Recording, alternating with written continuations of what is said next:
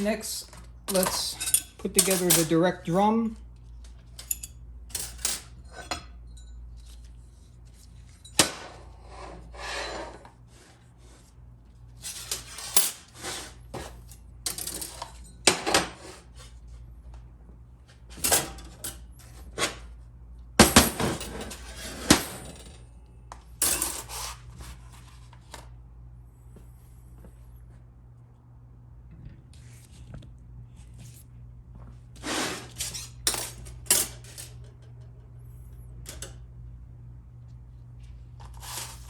So I'll start with the intermediate sprag.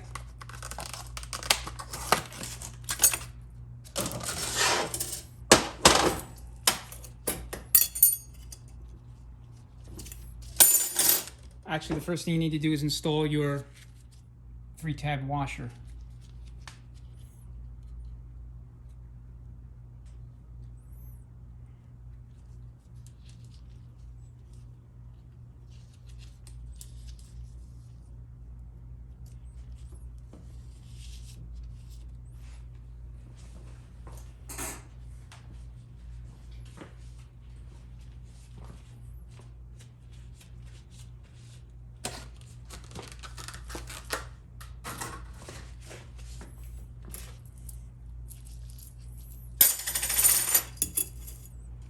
So the sprag rotation is such that when installed correctly, the race will spin counterclockwise freewheel and it'll lock clockwise.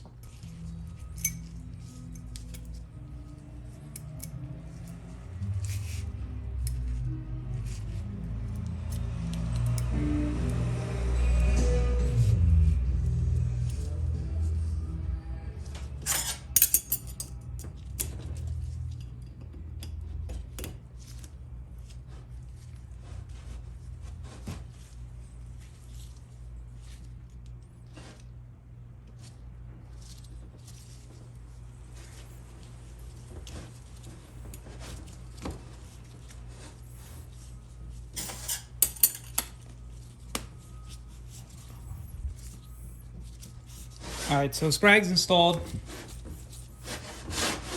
Counterclockwise, rotation, locks clockwise. There's no snap ring in here, it just more or less is held in place with the, by simply other components being on top of it.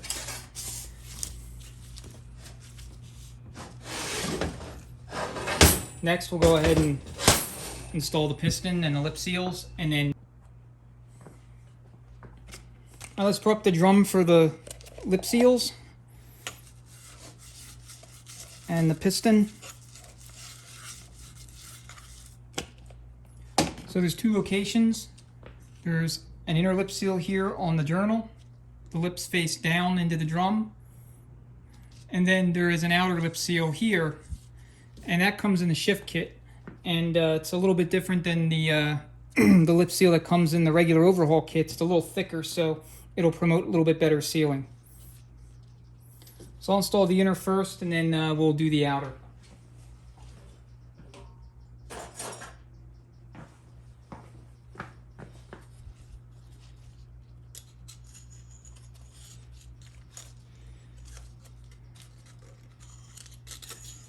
So you just want to be careful with these. You obviously don't want to tear them. Just work it in all the way around until it seats into the groove. Like anything else, really.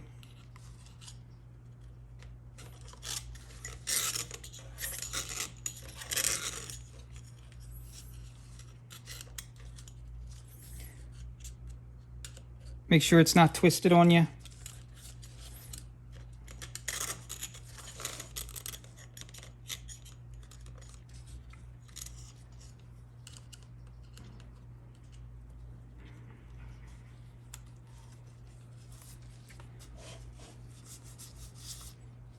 All right, that feels good.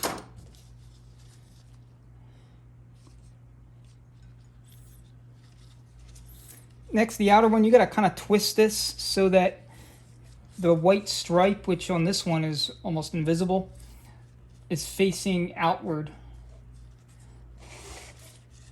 So So it could be a little bit of a pain to get in. May take a couple of tries, but eventually it'll go in. This one's actually being cooperative. More so than they usually do.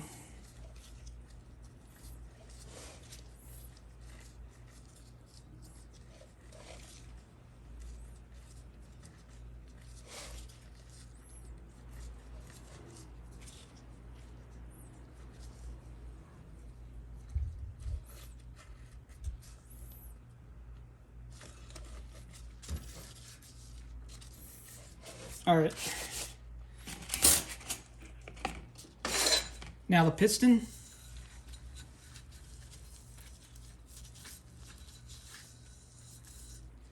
One thing you want to make sure is that this bleeder valve or bleeder ball is moving freely. If it's seized or stuck, then you're going to want to get a different piston.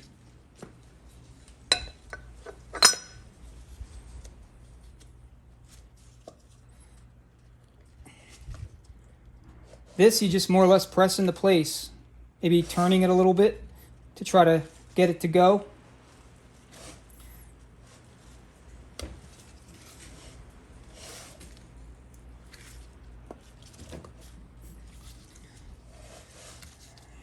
It should go with moderate force or moderate, arm pressure, if you will. If it doesn't, then maybe take it out, put a little bit more assembly lube, and try it again. You don't want to force it. That's the main thing.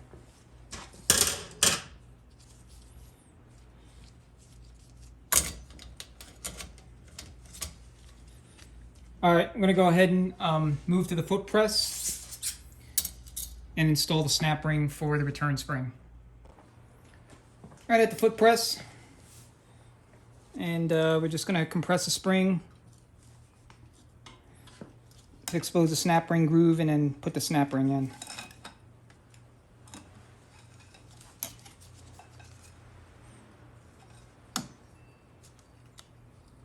Gotta make sure I have enough room to get it in there.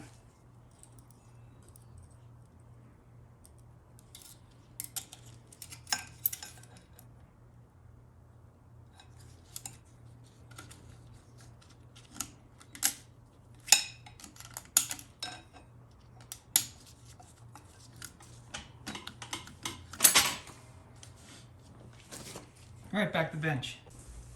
All right, we have our stack up ready to go. This is 5 frictions, 5 steels.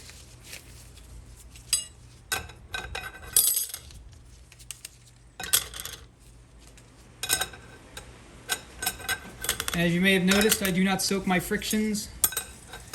I prefer to keep the frictions dry. I do soak the bands, but the reason I don't soak frictions is because I want to make sure that when the case is fully assembled, that I can spin the input shaft and the output shaft and be able to do it real easy, so that if there's something wrong inside the case, maybe I screwed up and put something where it shouldn't have, shouldn't have gone, or put something in backwards or whatever, I'll be able to tell. I'll be able to feel that. If there's something binding up, something stuck, it'll be readily obvious. But when you have all your frictions soaked and impregnated with fluid, they're a lot heavier, exert a lot of drag, and the shaft is a lot harder to turn. So if there's anything in the case that's, not right, it'll be a lot harder for you to tell. So that's why I personally don't soak them.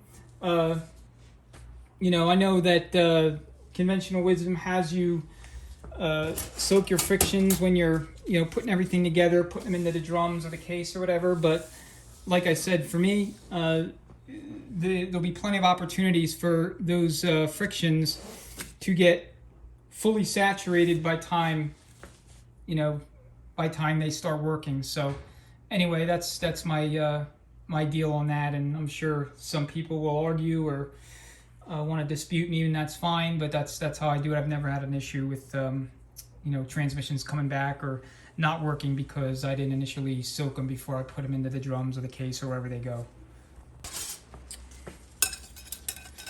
All right, now the snap ring.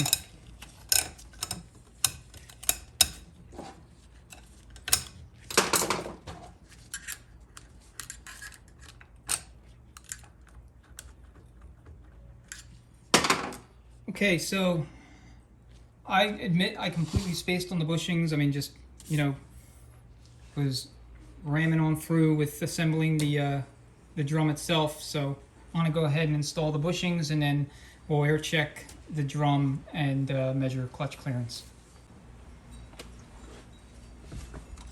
All right, we'll install this bushing first. Basically, I want it right in here. You can see the demarcation lines where the bushing goes. So you more or less want it right at the bevel.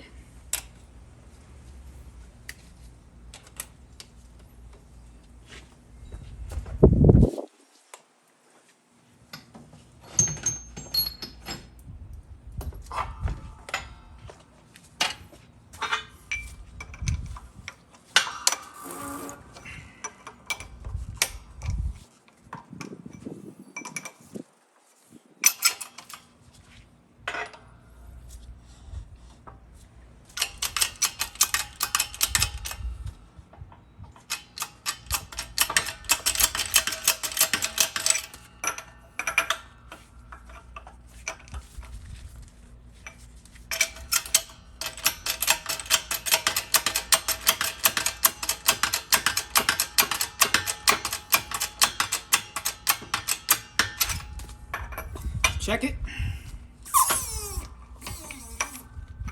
I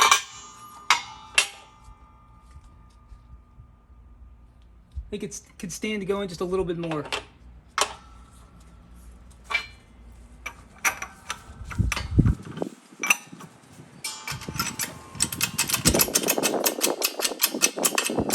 It's windy today.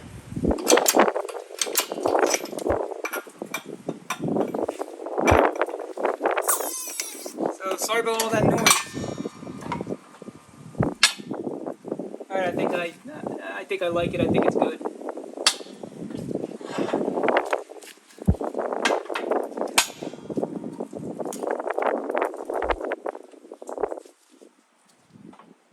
All right, with this bushing, you just want to be really, really careful to get it as square into the bore as possible. Because this one is real easy to cock sideways and break it.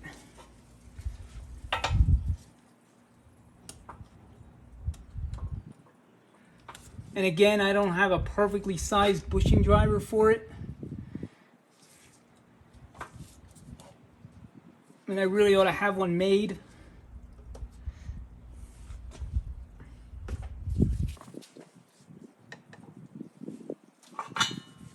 But I haven't gotten around to it yet.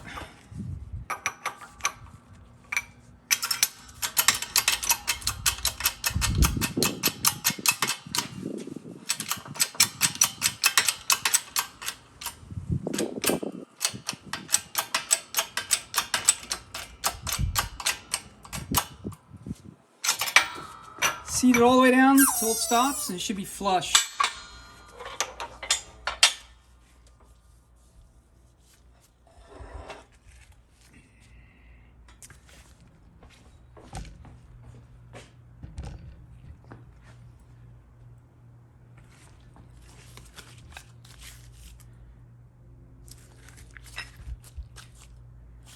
All right, back to the bench.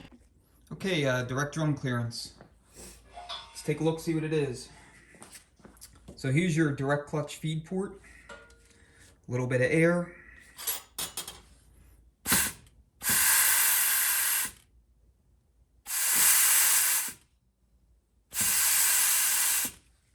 Looks like it's 71 thousandths. So that's fine. I mean, it's a little on the higher side. However, this vehicle will see RPMs, so I'm good with that. Spec on this is 45 to 81 thousandths, and this drum's good. So now we're going to move to the forward drum. I'm actually going to leave direct drum on the center support because we're going to check the forward drum as well once it's all together.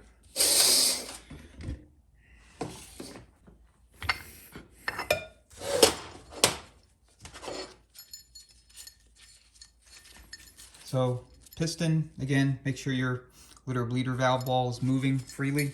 If it's not and you can't get it to move freely, you'll need to replace the piston.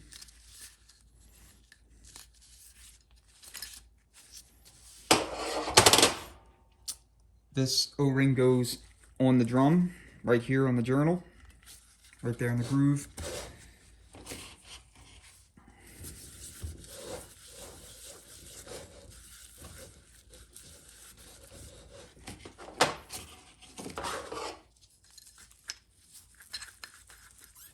And then the lip faces down.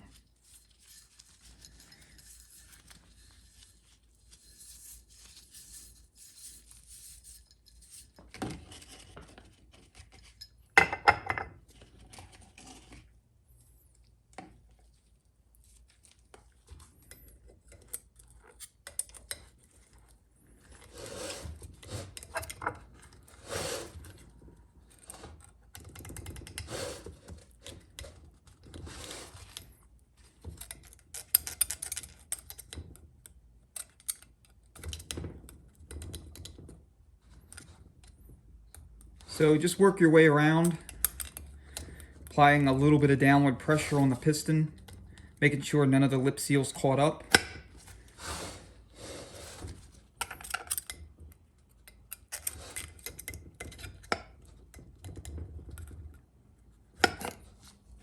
And it'll go right into place.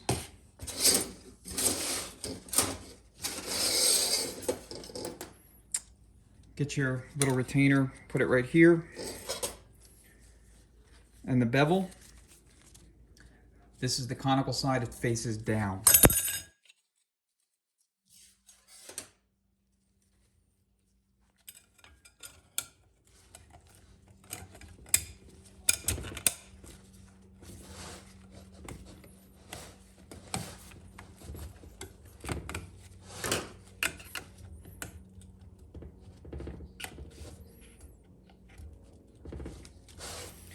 And then you just have to work the snap ring into the groove all the way around. Make sure it's fully engaged and seated.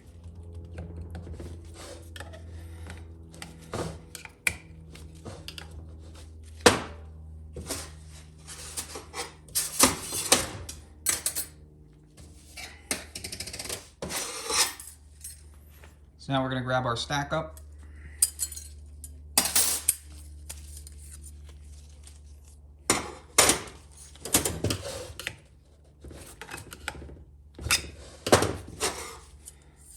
So you'll have your apply plate, or your backing plate, a cushion plate, and then this drum is going to take 4 frictions and 4 steels.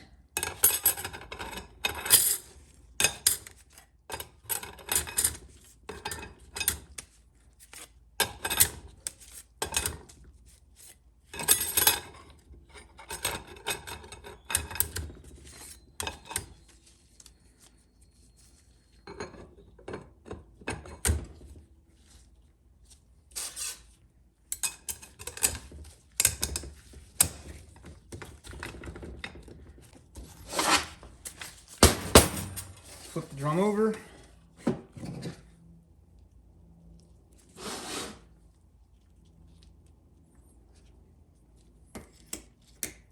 Put your bearing in place and then install your sealing rings. There's 2 of them.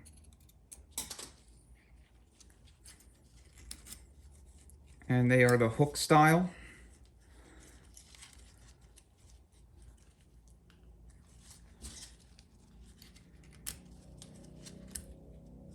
And these seal off the forward clutch circuit.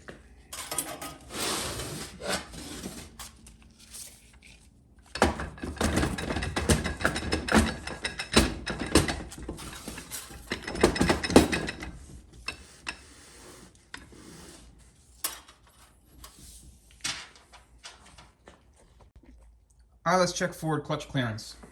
So I'll screw in an old feed bolt just to make it easier to get air into that circuit.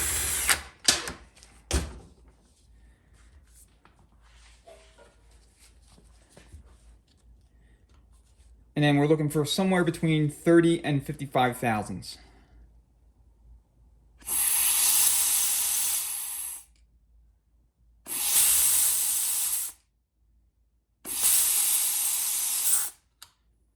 So it looks like we're about 34 thousandths clearance.